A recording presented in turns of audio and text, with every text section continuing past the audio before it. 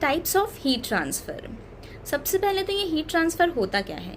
Heat transfer का मतलब होता है जब हीट एनर्जी एक पॉइंट से दूसरे पॉइंट पे पहुंचती है तब उसे बोलते हैं हीट ट्रांसफ़र। और हीट ट्रांसफ़र होने के 3 प्रकार होते हैं।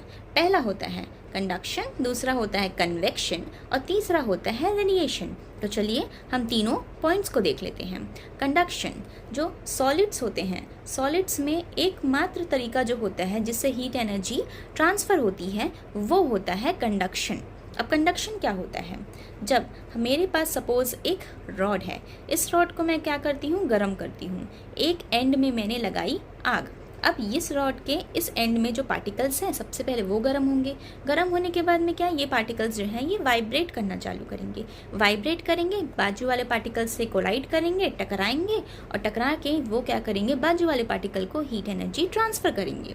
इसी तरह से जो सेकेंड पार्टिकल्स है वो तीसरे वाले को हीट एनर्जी ट्रांसफ़र करेगा, तीसरा वाला चौथे वाले को हीट एनर्जी ट्रांसफ़र करेगा और धीरे धीरे ये हीट एनर्जी जो है पूरे रॉड में फैल जाएगी और रॉड जो है वो गर्म हो जाएगा।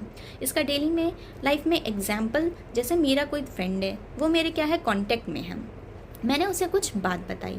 अब उसके कांटेक्ट में कोई तीसरा इंसान है तो वो उस तीसरे इंसान को वो बात बताएगा। अब वो तीसरे इंसान के कांटेक्ट में कोई चौथा इंसान है तो वो चौथे इंसान को उस बात को बताएगा। धीरे धीरे ये जो बात है मेरी ये हर जगह फैल जाएगी और गर्मी बढ़ जाएगी।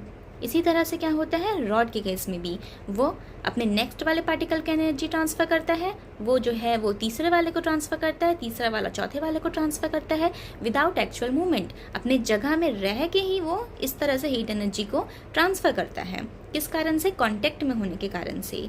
ठीक है, ये है कंडक्शन। अब कंडक्शन होता क्या है, transfer of a heat through direct contact between the molecules and without the actual movement of the molecules का भी कोई इसमें मूवमेंट नहीं होता है। अब इसके बाद हम इसका दूसरा कॉन्सेप्ट देख लेते हैं जो कि होता है कन्वेक्शन। इसका बहुत सिंपल एग्जांपल अगर मैं कुछ देना चाहूँगी तो सपोज़ मेरे पास में कोई पतीला है जिसमें मैं पानी गर्म करना चाहती हूँ, तो मैंने इसमें क्या है, पानी भर दिया। अब मैं क्या करती हूँ, इसके नीचे लगाती हूँ आग। अब नीचे का जो पार्टिकल्स हैं वो क्या है, सबसे पहले गर्म होंगे, गर्म होके क्या हो जाएंगे, वो पार्टिकल्स हो जाएंगे हल्के, लाइट इन वेट हो जाएंगे। तो ये पार्टिकल्स जाएंगे ऊपर की ओर में ये पार्टिकल्स जाने लगेंगे। और ऊपर में जो पार्टिकल्स हैं ये कैसे पार्टिकल हैं भाई, ठंडे पार्टिकल्स हैं। साथ में ये कैसे पार्टिकल्स हैं कि ये हैवी पार्टिकल्स हैं। तो ये पार्टिकल्स क्या है, नीचे की ओर आएंगे।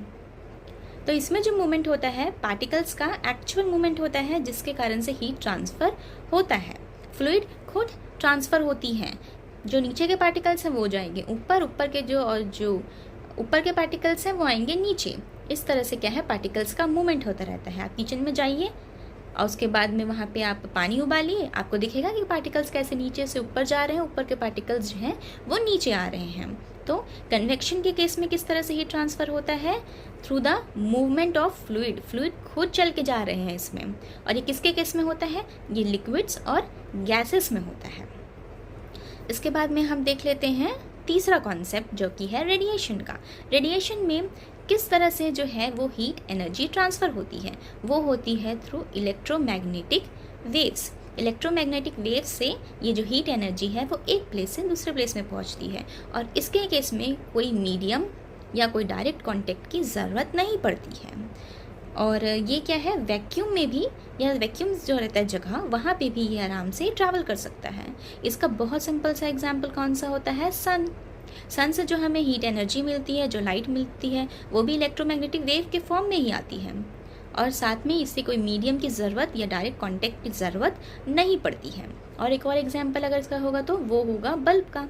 हमारे घर में कोई बल्ब लगा है, उसमें से रोशनी क्या है, इक्वली जो है वो डिस्ट्रीब्यूट होती है, हर जगह पहुंचती है, उसे भी कोई मीडियम की ज़रूरत नहीं पड़ती है। आई होप आपको ये तीनों कॉन्सेप्ट समझ आए होंगे और हमारे वीडियो को आप लाइक करिए, सब्सक्राइब कीजिए ऐसे ही इम्पॉर्टेंट कॉन्सेप्ट्स जानने के लिए। Thank you.